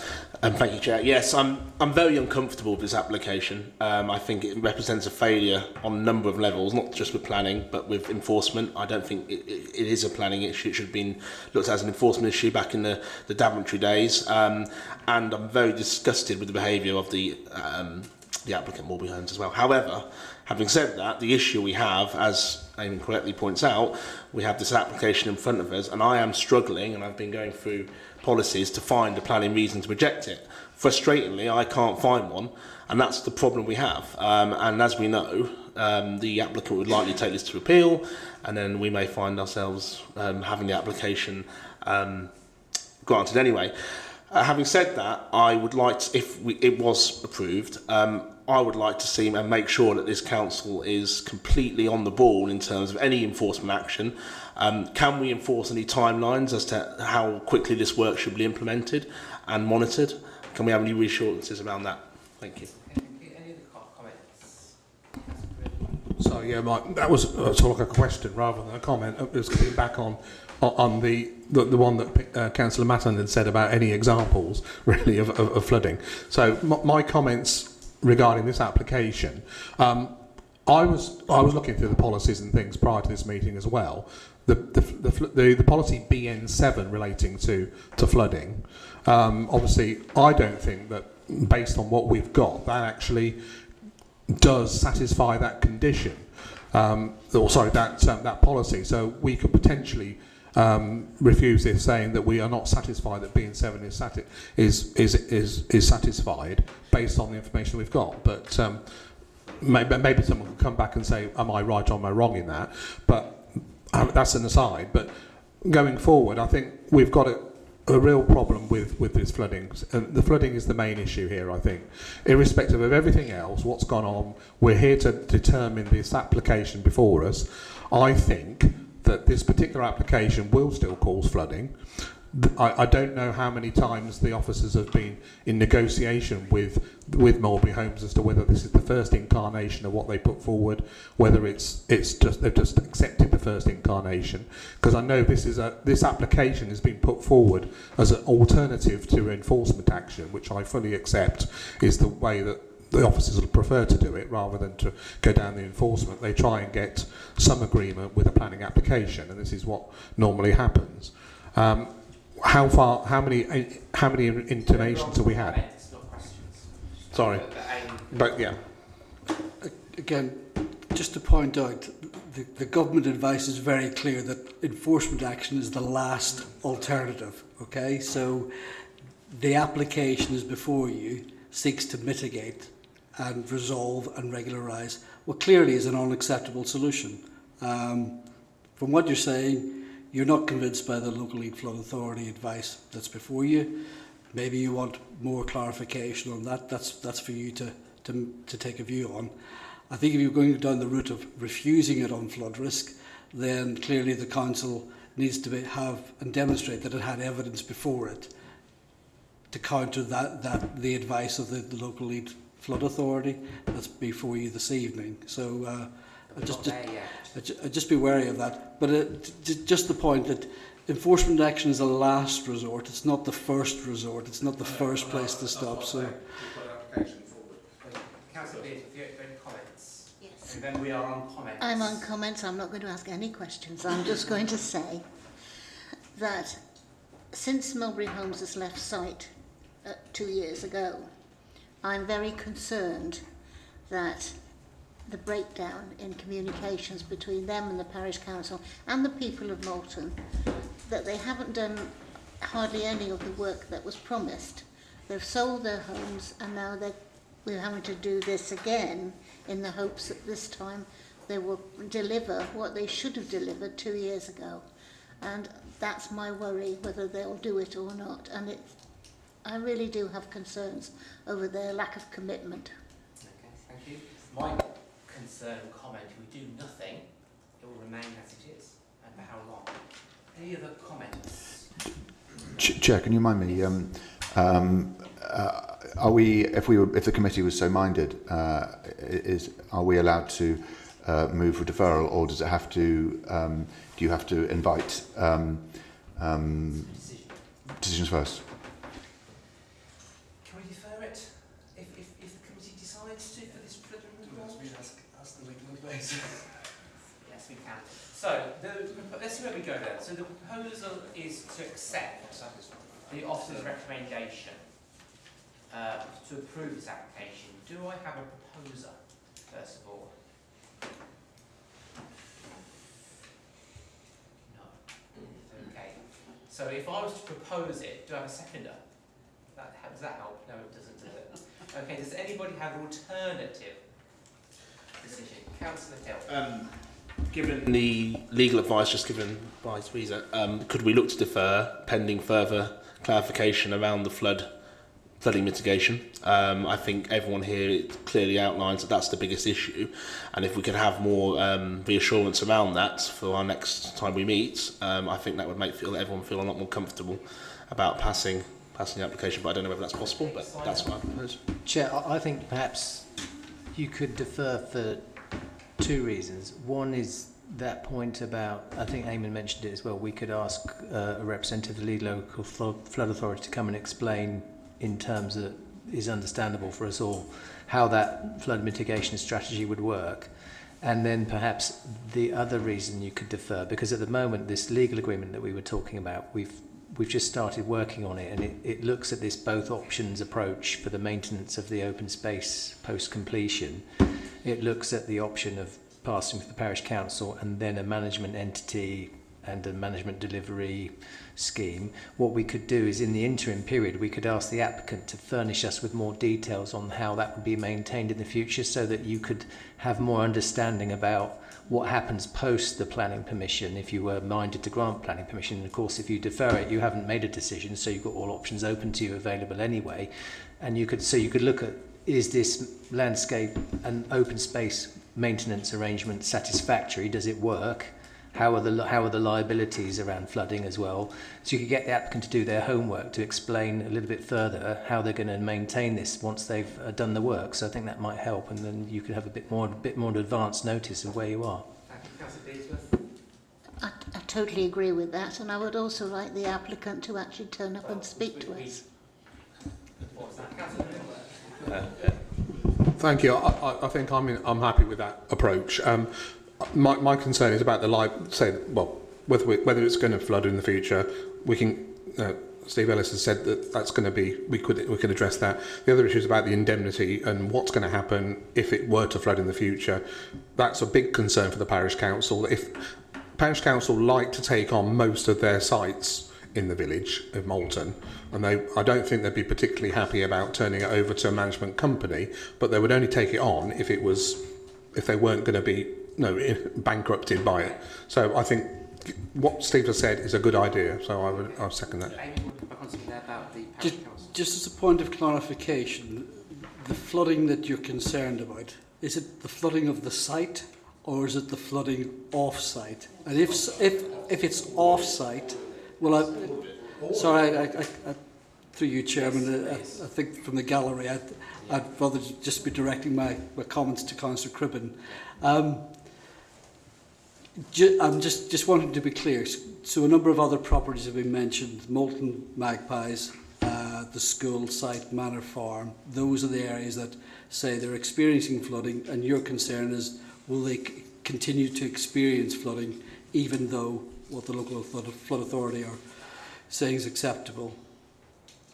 Well, I suppose it is that, but obviously the flood risk generally, I suppose, is a problem, because you could end up with the whole site flooding, or heaven forbid, the housing flooding. Again, the reason I asked, Chairman, is that the residential development has had surface water drainage works already carried out, including an attenuation pond up towards Barton. So we can only deal with what's before us in terms of this application. So I just want to make that absolutely clear. Fair enough. If we can only deal with it legally with regard to this application, it's in relation to that. So we have a proposal from Councillor Hill to defer. Councillor Beard, did you want to second that?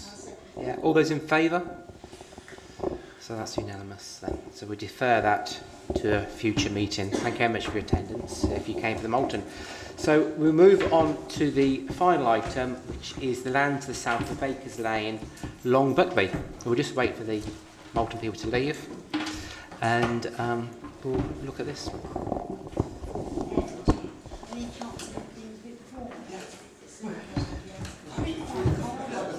I did have to close the windows when I came because the windows were wide open. Clearly it's...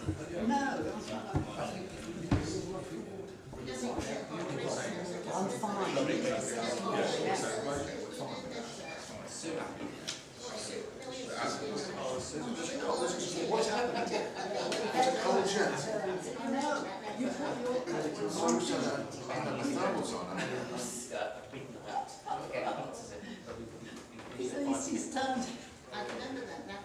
Do you know, Ed, I kept trying to catch your eye earlier.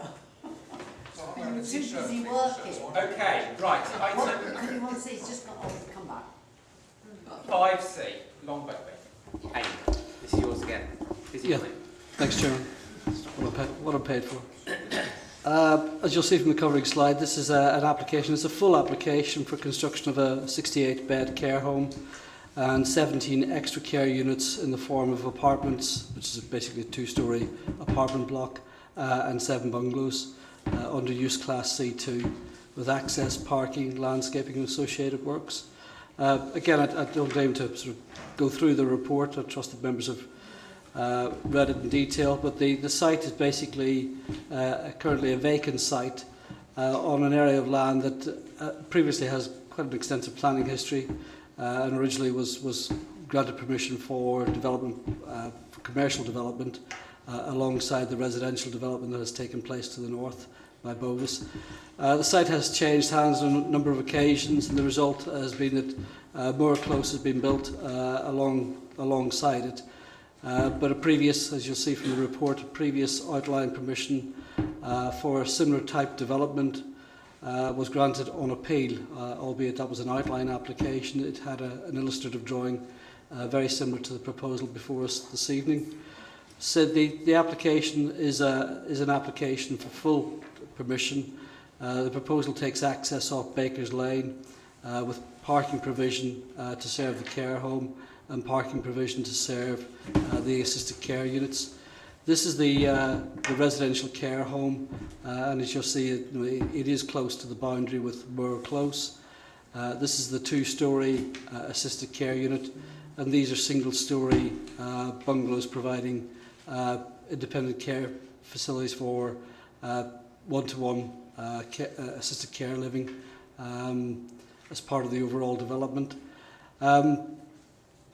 Proposal has been the subject of consultations, as you'll set out in the report, including the Highway Authority, the Local League Flood Authority, and we've also had representations from local neighbours, etc. I'll just go back to this location plan.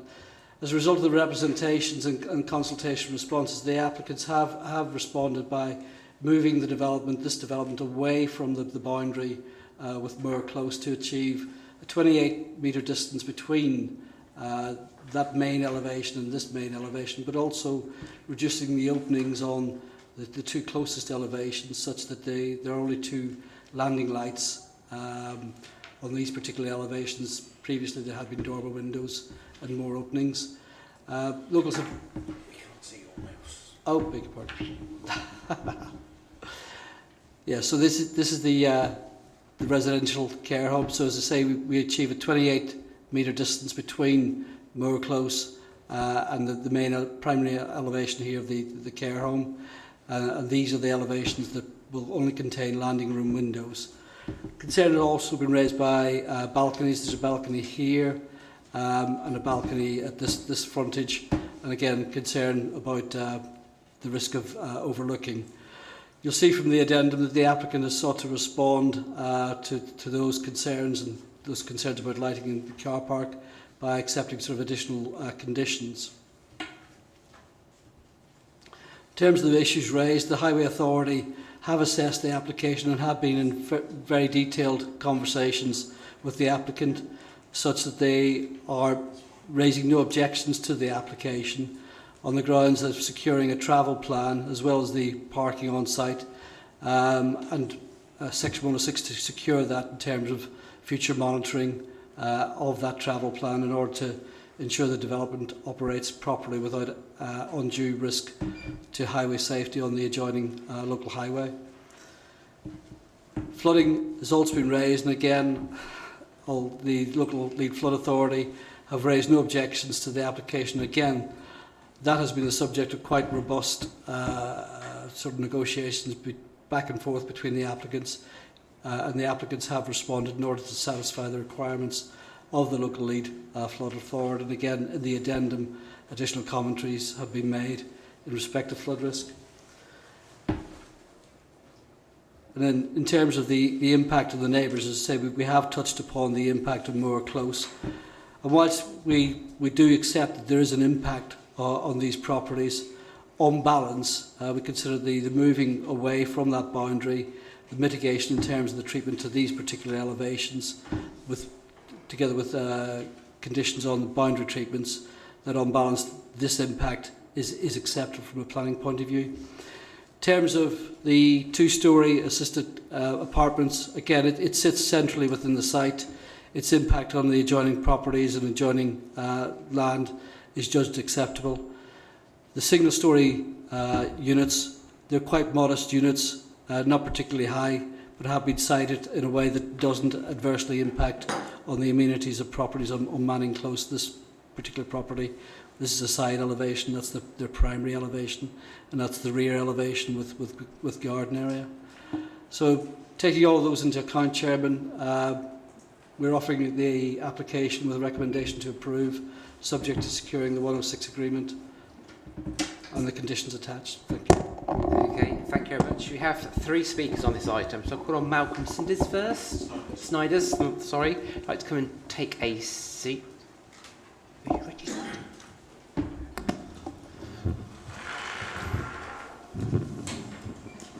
Thank you, Chair. Malcolm Snyders. I'm the Chair of the Buckby Meadows Residents Association, and I'm also a Director of the Resident Management Company. Okay, you have 3 minutes to start then. Thank you for this opportunity to comment on the application before the committee determines it. As most of the comments made by the association are included in the report, all I wish to do at this point is to reinforce some of those issues which directly affect our residents. The key concern relates to parking provision both on and off site. The care home is designed to accept 68 residents and the supported living units and bungalows at another 17. Those 17 all have one-to-one support 24 hours a day, 7 days a week. The staff required to support these 85 people, plus their visitors, will surely require more than the 46 spaces, despite the views of the applicant's submission, which they have based on a care home elsewhere in the country. The number of visitors, both professionals and relatives and friends, is likely to be high given the mix of elderly people and children between the ages of 5 and 18.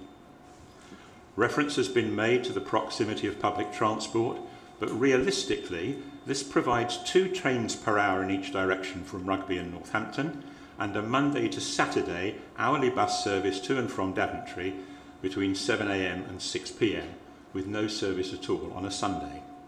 Clearly not ideal for staff working shifts.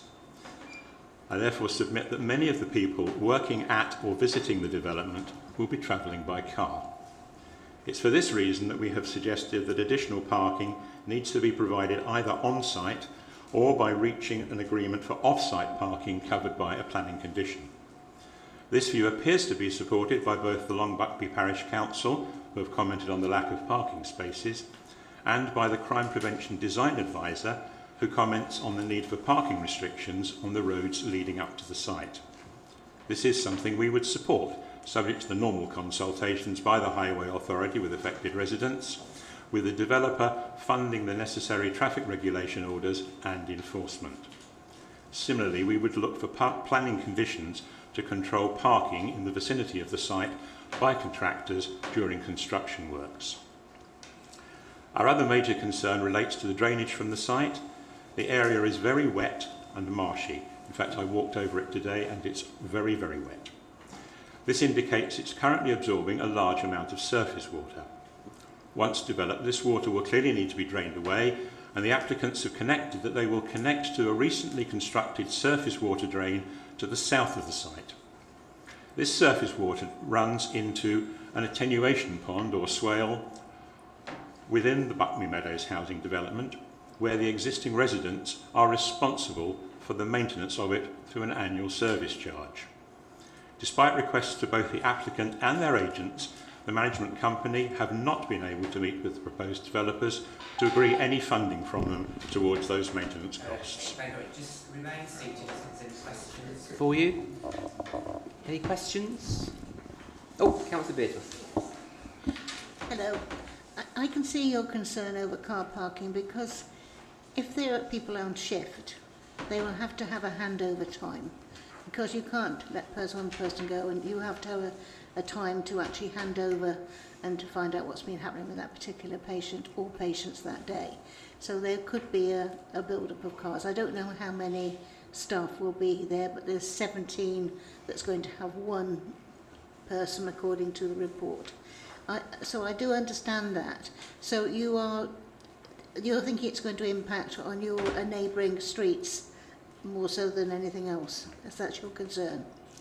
Yes, that's correct. So the application refers to 80 full-time equivalent posts being created for this location. Well, 80 full-time equivalents in a care home setting obviously means a lot more people, because most of those staff will probably be part-time staff. Thank you very much. Thank you. So I now call on Adam Masters. If you'd like to come and address the committee, please. Just say who you are and who you represent.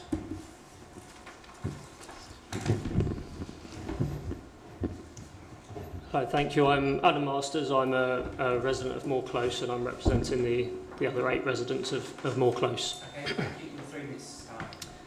So I want to base my objection around 3 points, if I may. So firstly, I want to just highlight inaccuracy in information in drawings that have been submitted. So and lack of detail. So no overall roof height of the main care home. Section drawing stating that there were no windows on certain elevations when there are windows on gable ends, and there's a whole lounge on the middle floor that faces Moor Close. Also, I know we've mentioned the local flood authority a number of times tonight, but the mitigation strategy, or the drainage strategy that was submitted in September, has exceedance flow rates which defy gravity. So the land on Moor Close is lower than the proposed site, and the exceedance flow rates go onto Moor Close and seem to miraculously go between the homes, which is not the case. We live in those properties and the water flows towards our homes. So I don't think the judgment has necessarily been based on accurate information. My second point is I don't feel that the development is in keeping with the local area. The scale of the main care home building is vast in comparison to any of the properties neighbouring the site. The application refers to the previous approval a few years ago before the homes on Moor Close were developed. Part of the case for that application was that the main care home building had been placed away from existing properties, which were at the time on Bakers Lane and Manning Way. Now there are homes on Moor Close where the main bulk of the development is proposed. I appreciate there's been a gesture to move the main building further away from Moor Close, however I don't feel that goes far enough. I don't think a few metres away from the existing homes is sufficient. Equally, the focus has been on the distance from a horizontal point of view, but the ground floor level of the proposed development is 2 metres higher than the ground floor level of the homes on Moor Close. Equally, the addition of balconies, etc., I don't feel is in keeping with the local area. Third point is loss of amenity, which builds on the point of the scale of the development on the boundary of Moor Close. I still think the proposed development, even having moved the main building, represents a loss of light to those homes, and not only a loss of daylight, also light pollution in the evening from the security lighting. Like I said, there's been reference to a slight change on that front. Loss of privacy as well, again, because the proposed care home is raised up in comparison to the existing homes, and then also noise disturbance. So the car parking, again, has been placed against the boundary of Moor Close. And in one case, the car parking is actually against the wall of a living space of number 1 Moor Close. And the previous proposals, Moor Close was a station car park when it was previously approved. Now there are homes there, and I think with the shift changeovers and unsociable working hours of a full-time care home, I don't think it's appropriate to have parking so close to residential properties, and I think that will cause a disturbance. Okay, thank you very much. Just remain seated, spot on 3 minutes, so well done. If there's any questions? Yeah, through you, Chair. Kind of for Eamon, dealing with that point about the scale. In the local plan, we're required to only approve applications.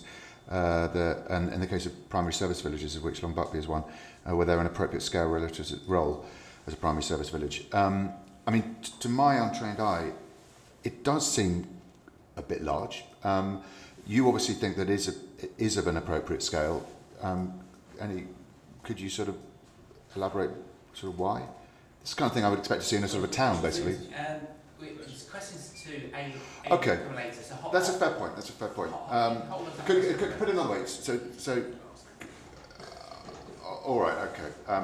Is that what you meant when when you were talking about the scale? That's partly that, but also just the mass of the main building in comparison to any of the other residential buildings in the area from a local planning and a design point of view. Thank you. Thank you very much. Oh, sorry, Councillor Beard. Thank you very much for your report. It's very clear. You mentioned flooding. I mean, the gentleman before you said the land that they're building on is quite marshy and therefore absorbs quite a bit of water. So, and you are lower down than that, so you are really worried about flood implications on that. Do you get any flooding at the moment, or any? So at the moment, the gardens of the properties on more close flights, so in the depths of winter, our patio could be under an inch of water. And again, the exceedance flow rates, the exceedance flow routes, sorry, go on to more close, and our drainage runs to the same attenuation pond that Malcolm mentioned. Yes, so yeah. if that's an exceedance flow route for a drainage system that's already exceeded, it's flowing onto the same drainage system, which isn't going to be able to cope with that. No. Thank you very much. Thank you. Now, council listers indicate to speak. In future, Daniel, can you just tell me before the meeting starts? I didn't get it quick enough. I was only here 1 second and you start. Well, there we go. So, who you represent and 3 minutes. Thank you, Chair. Councillor Daniel Lister, Ward Member for Long Butby. You've heard from the two residents, so I'm not going to repeat everything that they've said, but I wholly concur, and especially with the size and scale of the building next to those on More Close and the issues around drainage. I want to more cover, should you be minded to approve the application, the issues around the parking on the site. There is already issues around parking from people using it nefariously, rather than for parking at the station, rather than using the station car park itself. I note from the report that we've suggested Section 106 agreement to provide some bus passes for our less than satisfactory rural service of buses. I would suggest that we would look more favourably on some sort of agreement that suggested that the applicant actually purchase season tickets to the more than adequate station car park, which is 2 minutes walk down the road, and would be a much more suitable alternative than the rather small amount of £5,000 that they've entered into for some bus passes that nobody will use. But I do concur there's issues with drainage, there are issues with size and scale, and there will certainly be issues with parking because there is nowhere near enough on that site. Thank you, Mr. Chairman. Okay, thank you, Richard. Any questions? Okay, well, thank you. Thank you for coming. Thank you. Okay, and mine will speak Carrigan. Right, do you join us? And again, you've got 3 minutes. And then just remain seated and see if there's any questions.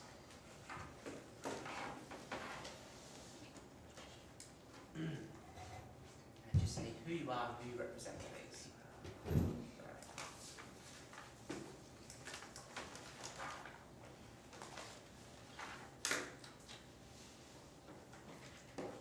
Thank you. My name's Carolyn Apcar. I represent.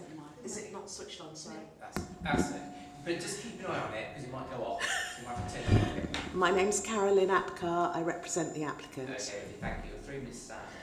Permission was granted on appeal in 2017 for an almost identical form of development. The current proposals have the care home pulled further from the boundary with what is now More Close. When the council refused the previous application, there were no concerns regarding parking. The only reasons for refusal related to the suitability of the location, which includes its accessibility. The inspector did not share this concern. The previous appeal scheme had 47 parking spaces. The current scheme has 46. With the appeal scheme, there were more bed spaces in the care home, and the residents of the extra care units could have been car drivers. These units are now intended for young people, so no drivers living on site and less demand for parking from residents than could have been the case previously. The Highways Authority have confirmed that the parking provision is acceptable. The site is only a 3-minute walk from the station and also accessible by bus. Some objectors have suggested that the care home element of the previous scheme was only 2-storey, but the previous scheme had details as reserved matters, so this wouldn't have been known, and indeed to have 72 beds as was previously approved would have necessitated using the roof space. There have been some concerns about the young residents causing problems in local parks. However, the extra care units will be staffed on a one-to-one basis 24/7, very different to a children's home, for example, where young people can come and go as they like. The development now known as More Close was first approved in 2019. The council acknowledged that the housing development, when they granted that permission, could comfortably sit alongside the care home. It was revised in 2020, reducing the number of houses, but increasing the majority of them to 3 stories. The development as proposed sits comfortably with the surrounding properties. The cross sections show the care home has its eaves height almost identical to those of the more close houses, being less than half a metre higher. The facing habitable room windows of the care home to more close would be, as Eamon said, 28 metres, so there won't be any overlooking. The distance exceeds the council's normal requirement of 22 metres. Whilst the local flood authority initially had concerns regarding drainage, following further surveys and modelling being provided, they are now satisfied there will be no problems.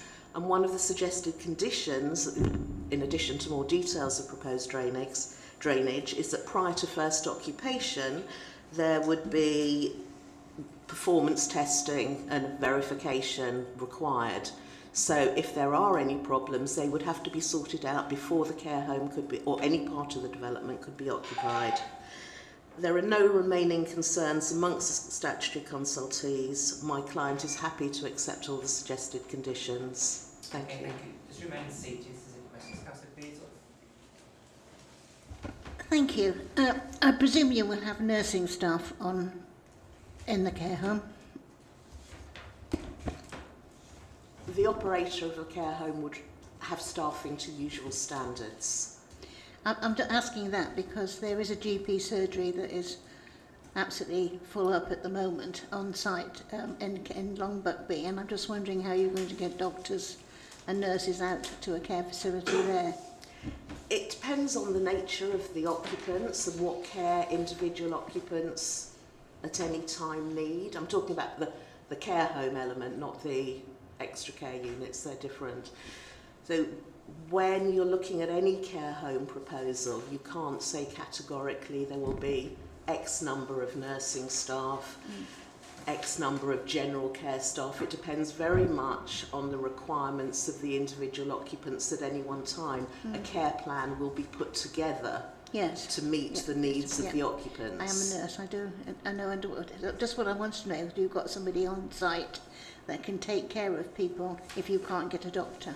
I'm sure there would be if that's needed. Okay. The other question I wanted to ask, you're taking children between 5 and 18 in a one-to-one situation. Yes.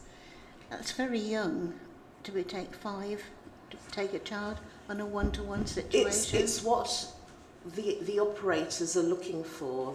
It's likely that it will be the extra care units will be specialising with young people with on the autism scale, with learning difficulties, autistic.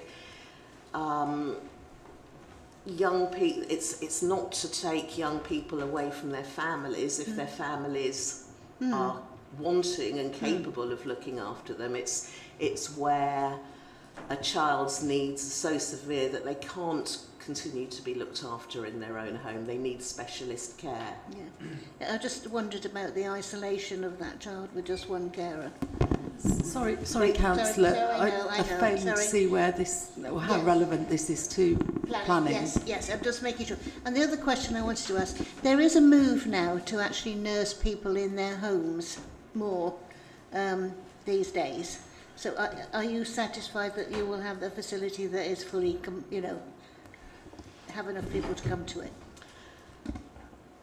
Talking from personal experience of both of my parents, one of whom is in a care home which she has vascular dementia, you look after them in the home, well, most people would want to, for as long as possible. An elderly person would go into a care home, either if they have no one to look after them in their home, or if they've got to a stage where they need more care than their family can provide. Thank you very much. Thank you. Any further questions? No? Okay, thank you very much. Anything you want to come back on there, Eamon? Not at this stage, Chairman. Okay, questions to Eamon then? Okay. Yes. Oh, those bits, Ellie. Yes, very, very quickly, Eamon, you're satisfied that there's enough GP experience in that area to look after a 68-year bedded care home? No additional demand was been identified as a result of the development. So what's No before? additional demand? No, I haven't seen any evidence submitted with the application or as a result of consultations raising any queries. Okay. Thank you. Any comments then? We'll go back to comments. Comments? Can I do a question to Amy? You can. I'll go back and allow your question, Peter. Thank you. Are there any other buildings of the size and scale of this building in the local area? Again, in terms of height, the photograph shows Moor Close, which is sort of 2.5 storey. If I go back to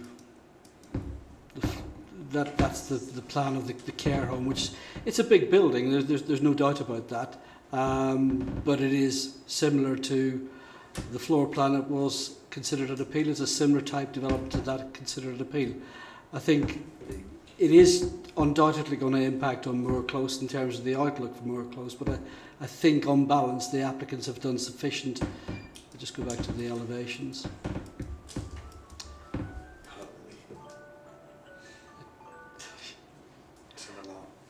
In terms of the elevation that would be presented to Moor Close, those elements that are closest would be largely blank with a landing window and a ground floor doorway. With the recessed element, which, yeah, it contains living space, etc., but that is at a distance of 28 metres. Generally speaking, our residential main elevation to main elevation, you're looking at 22 metres is the normal standard. But like I say, we have had regard to the difference in the levels. We've had regard to the previous appeal decision and to the concerns of the locals. I think the applicants have done sufficient to warrant the application being positively recommended. Okay, thank you. That's where we are. We have the officer's recommendation to approve the application. Does anybody want to propose we accept the officer's recommendation? Happy to do so. Councillor Matton proposes it. Any second? Councillor Hill, second. All those in favour? 2, 3, 4, 5 in favour. Those against? 3 against. No abstentions. That is approved. Okay, and that closes tonight's meeting, so thank you very much for your attendance.